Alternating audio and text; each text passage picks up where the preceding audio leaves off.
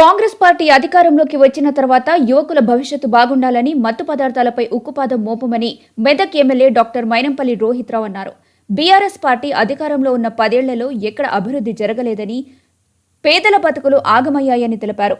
మెదక్ జిల్లా నిజాంపేట్ మండల కేంద్రంలో వివిధ పార్టీల నుండి కాంగ్రెస్ పార్టీలో చేరికల మీటింగ్కు ఆయన చీఫ్ గెస్ట్గా హాజరయ్యారు. ఈ సందర్భంగా ఆయన మాట్లాడుతూ, మెదక్ ఎంపీ కాంగ్రెస్ అభ్యర్థిగా పోటీ చేస్తున్న బడుగు బలహీన వర్గాలకు చెందిన నీలం మధును అత్యధిక మెజారిటీతో గెలిపించాలని కోరారు. ఎక్కడికి వెళ్లినా బీఆర్ఎస్ పార్టీ కథమైపోయింది, కనుమరుగైపోయింది, ఖాళీ అయిపోయిందని ఎద్దేవా చేశారు.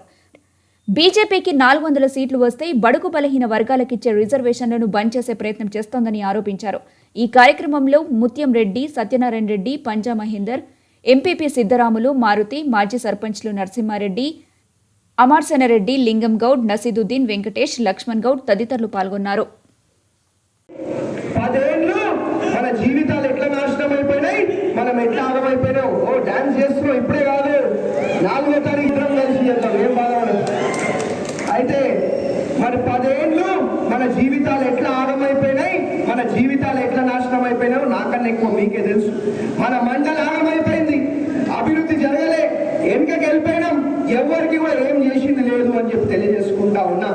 అదే మనం వచ్చిన 3 నెలల్లోనే ఇవాళ ప్రతి గ్రామంలో సీసీ రోడ్లు పడతా ఉన్నాయి, ప్రతి గ్రామంలో కూడా డ్రైనేజ్ పనులు అవుతా ఉన్నాయి. అదే విధంగా మరి మెదక్ పట్టణంలో ఉన్న 3 చౌరస్తాలను తీసుకొని బ్రహ్మాండంగా అభివృద్ధి చేస్తా ఉన్నాం. మనం వచ్చిన 3 నెలల్లోనే మరి నిజాం షుగర్ ఫ్యాక్టరీ కోసం ఒక ప్రత్యేకంగా ఒక కమిటీ వేసి అది చేసే ఒక ప్రయత్నం మన ప్రభుత్వం, మన ముఖ్యమంత్రి గారు చేస్తా ఉన్నారు అని చెప్పి తెలియజేసుకుంటా ఉన్నాం.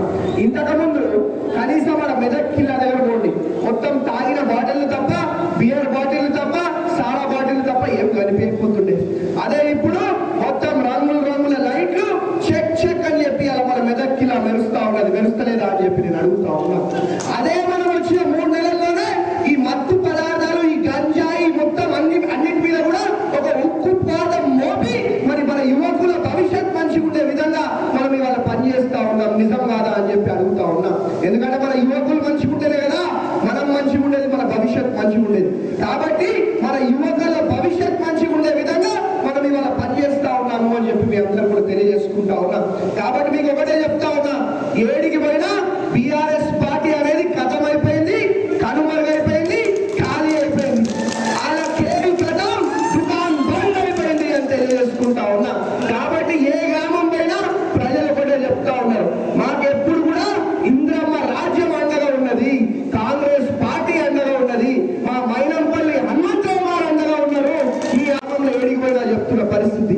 కాబట్టి మీ అందరూ కూడా ఇంటింటికి పోయి ఈ విషయాలన్నీ కూడా చేరవేసి అందరూ కూడా మరి చెయ్యి గుర్తుకి భారీ మెజారిటీ ఇచ్చి మన బడుగు బలహీన వర్గాల నుంచి ఇవాళ మన ఇంటికే సపోర్ట్ కొడుతూ ఈ కొడతలేదు. కాంగ్రెస్ పార్టీ అభ్యర్థి ఒక బడుగు బలహీన వర్గాలకు చెందిన బిడ్డ, అందరి కష్ట సుఖాలు కూడా తెలిసిన వ్యక్తి, మన కోసం కష్టపడే వ్యక్తి.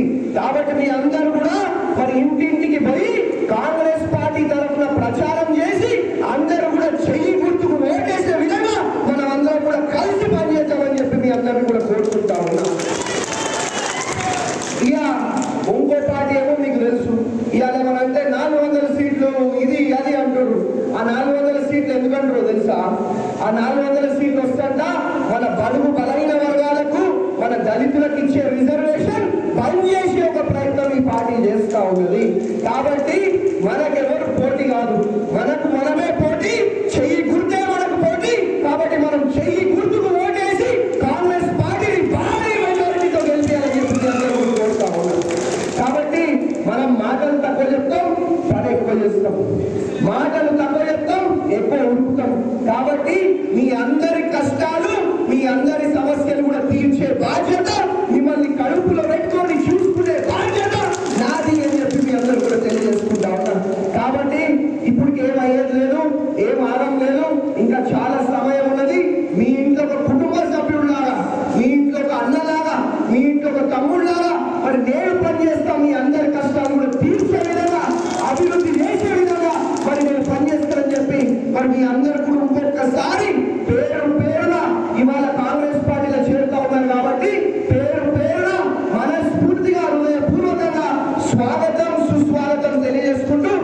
ముగిస్తా ఉన్నాను.